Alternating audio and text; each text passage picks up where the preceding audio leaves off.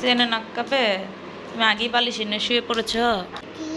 এই তো ইন খাও। মজা। হুম, আপনি কি করেন দেখি? দেয় মন দেই তো।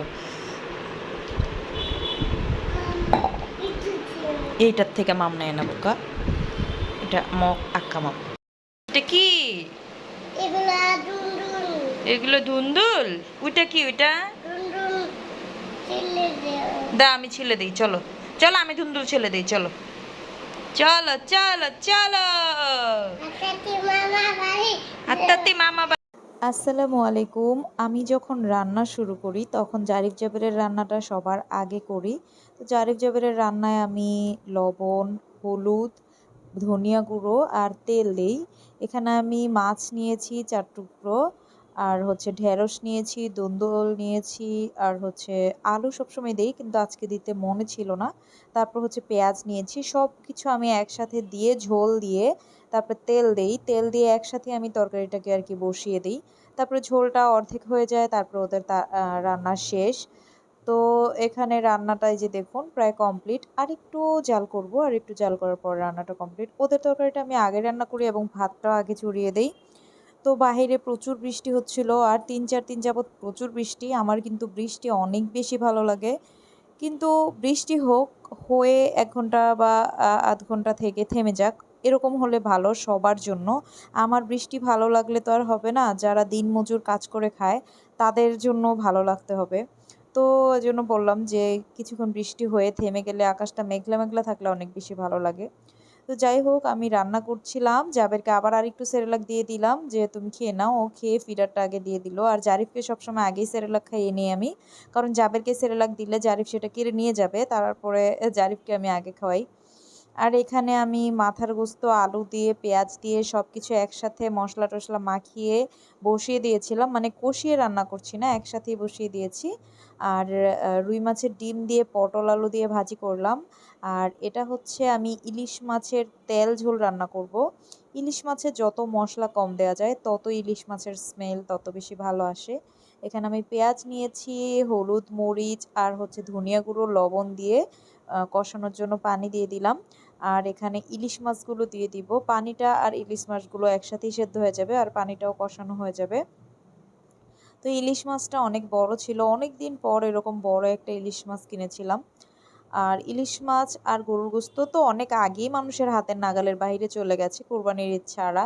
আর ইলিশ মাছও এখন আকাশের চাঁদ হয়ে গেছে। এই এই একটা ইলিশ মাছ এনেছে জুয়েলের বাবা 800 টাকা দিয়ে, একটাই ইলিশ মাছ। আর ছোট ছোট এক এক কবজি পরিমাণ এরকম বড় সাইজের ইলিশ মাছগুলো হচ্ছে 800 টাকা কেজি। মানে মানুষ কি খাবে আল্লাহ জানে। আর বাজারে গেলে তো কোনো ধরনের দেশি মাছ পাওয়াই যায় না, সব হচ্ছে চাষের মাছ। মানে আমাদের নদী নালাগুলো যেইভাবে ভরে ফেলছে, চাষের মাছ ছাড়া কোনো উপায়ই নাই। তো এখানে আমি কাঁচামরিচ দিয়ে দিলাম আস্ত করে, শুধু আমি খাবো ওই জন্য। তো আজকে ইলিশ মাছ রান্না করছিলাম, আর আমার আম্মুর কথা মনে পড়ছিল। আমার আম্মু আবার ইলিশ মাছ খেতে অনেক বেশি পছন্দ করে। তো মাকে ফোন দিলাম যে আম্মু কোথায় তুমি? বললো যে বড় ভাইয়াকে দেখতে গেছে, কারণ বড় ভাইয়া 2 দিন যাবত অসুস্থ ছিল। বললাম যে তুমি ওইখান থেকে আমি রিক্সা পাঠিয়ে দিচ্ছি, তুমি সেই রিক্সা দিয়ে আমার বাসায় চলে আসো। তো আমি রিক্সা পাঠিয়ে দিলাম, সেই রিক্সা দিয়ে আম্মু আবার চলে আসবে। তো আমি রান্না শেষ করে জারিফ জাবেরকে আগেই প্রথমে ভাত খেয়ে নিচ্ছি, কারণ ওদেরকে আমি টাইম টেবিল মতো একই টাইমে ভাত খাওয়াই, একই টাইমে ঘুমানাই। তো ওদেরকে গোসল করিয়ে আমি জামাকাপড় পরিয়ে ভাত খাওয়াচ্ছি। আর এখানে জারিফের মুখে একটা কাঁটা বিঁধেছে, ও সেই কাঁটাটাকে সুন্দর করে তুকে তুকে একদম মুখের সামনে এনে আমাকে দিয়েছে। আলহামদুলিল্লাহ, আমার ছেলেদেরকে আল্লাহ এতটা বুদ্ধি দিয়েছে। ওরা ছোটকাল থেকেই যখনই ওদেরকে মাছ দেয়, আমি তো 6 মাসের পর থেকেই ওদেরকে মাছ ভাত খাওয়াই, তখন থেকে যদি কোনো কাঁটা যেত, ওরা সেই 6 মাস বয়স থেকেই মানে তুকে তুকে কাঁটাটাকে সামনে নিয়ে এসে আমাকে বলতো যে কাঁটা। মানে ওদেরকে তো আমি কাঁটা চিনিয়েছি যে এটা কাঁটা, ওরা বলতো কাঁটা। আর আলহামদুলিল্লাহ, জারিফ জাবের 10 মাস 7 মাস 8 মাস বয়স থেকেই ছোট ছোট ওয়ার্ডগুলো অনেক বলতে পারে, মা বাবা বা ছোট ছোট ওয়ার্ডগুলো কাঁটা, ওরা এটা চিনতো কাঁটা। তো এখানে জুয়েলের বাবা চলে এসেছে দুপুরবেলা। জারিফ আর জাবেরও ঘুম থেকে উঠে গেছে। আজকে যেহেতু বৃষ্টি ৩-৪ দিন যাবৎ বৃষ্টি, ওদের প্যান্টগুলো শুকায়নি। আর ওরা যেহেতু পটি ট্রেন্ড করা না, এজন্য ওদেরকে আমি ডায়াপার পরিয়ে দেই। ওরা সকালবেলা কখন পটি করবে তখন আমি তো জানি। তো ঘুম থেকে উঠিয়ে ওদেরকে পটে বসিয়ে দেই বা জারিফকে টয়লেটে বসিয়ে দেই। ওখানে বসে ওরা পটি করে বা মাঝে মধ্যে ডায়াপারের ভিতরেই করে দেয় যখন আমি ঘুমিয়ে থাকি, ওরা আগে উঠে খেলতে থাকে। কিন্তু বলতে পারে না এখনো পর্যন্ত। ওরা সবই বলতে পারে, ২ দিন পরে বিয়ে করব এটাও বলতে পারবে। কিন্তু পিপটিটা এখনো পর্যন্ত বলতে পারে না। এজন্য জুয়েলের বাবাকে অনেক আমি বকাবকি করি। ওর বাবা বলে, "আমাকে কেন বকা? আমি হচ্ছে অসহায় মানুষ। ওদেরকে তুমি শেখাও।" আর ওরা হচ্ছে কমোডে বসতে চায় না, অনেক বেশি কান্না করে। তো এখানে পার্সেলগুলো রেডি করে নিলাম আমি। ৩ টা পার্সেল ছিল আজকে। আর যারা টিকটকে আমার ব্লগ দেখেন তারা আমাকে অনেকেই জিজ্ঞাসা করেন যে, "আপু কিসের পার্সেল?" যারা জানেন তো তারা অর্ডারই করেন। আমি হচ্ছে হোমমেড সেরেলাক বিক্রি করি বাচ্চাদের। যেই সেরেলাকটা আমার ছেলেরা খায় সেই সেরেলাকটাই। এটা আমি নিজে তৈরি করি এবং সেল করি। তো আশা করি কমেন্টে এই কমেন্টটা আর আসবে না যে, "আপু আপনি কি পার্সেল দেন?" বা "আপু আপনি কি সেল করেন?" যেহেতু টিকটকে আমাকে সবাই নতুন চিনে। তো এখানে আমার আম্মু আসার পর আম্মুকে ভাত খাওয়ালাম। তারপরে একটা আম কেটে দিলাম, কাঁচা আম, আমিন ভাইয়ের পাঠানো। তো জারিফ দেখুন কত সুন্দর করে জাবের আম খাচ্ছে। আমের যে আটিটা সেটা সুন্দর করে চেঁচে, চেঁচে খাচ্ছে। আমটা কিন্তু কাঁচা। আর এই কাঁচা আমগুলোই এত বেশি মিষ্টি, মানে আমি আমার শ্বশুরের গাছের যে কাঁচা মিষ্টি এর থেকেও বেশি মিষ্টি এই আমগুলো। তো মাগরিবের টাইমে আমি তাদের জন্য নুডলস রান্না করে নিলাম। এটা হচ্ছে ম্যাগি নুডলস, জাস্ট পানিতে দিয়ে মশলাটা দিয়ে সেদ্ধ করে নিয়েছি। সেদ্ধ করার পরে এই যে দেখুন আমি ২ টা ডিম সেদ্ধ দিয়েছিলাম ওদের বিকেলের নাস্তা হিসেবে। একটা কাস্টমারের সাথে কথা বলতে, বলতে আমার এই ডিমগুলো একদম পুড়ে ছাই হয়ে গেছে। তো যাই হোক, তারপরে আবার নুডলস রান্না করলাম। বিকেলের নাস্তা তো ওদেরকে দিতেই হবে। তো নুডলসটা আমি কিভাবে রান্না করি দেখুন। যেদিন আমি ওদেরকে ডিমটা যদি সেদ্ধ দিয়ে দিতাম তাহলে আমি নুডলসটা শুধু এভাবেই রান্না করতাম।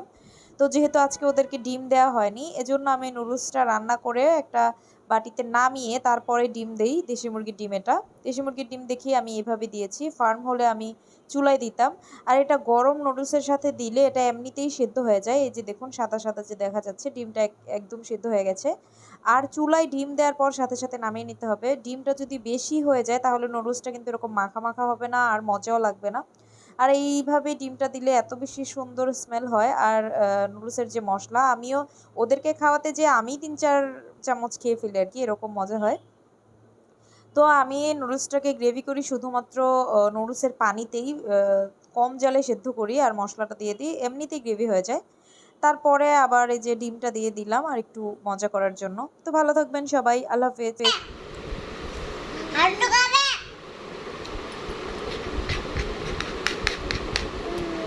আবার আবার আবার আবার আবার আবার আবার আবার দেখি আবার দেখি আবার কি করো দেখি। খাও খাও জারিফ খাও, জারিফকে দাও, জারিফকে দাও, জারিফকে দাও, খাও খাও জারিফ খাও।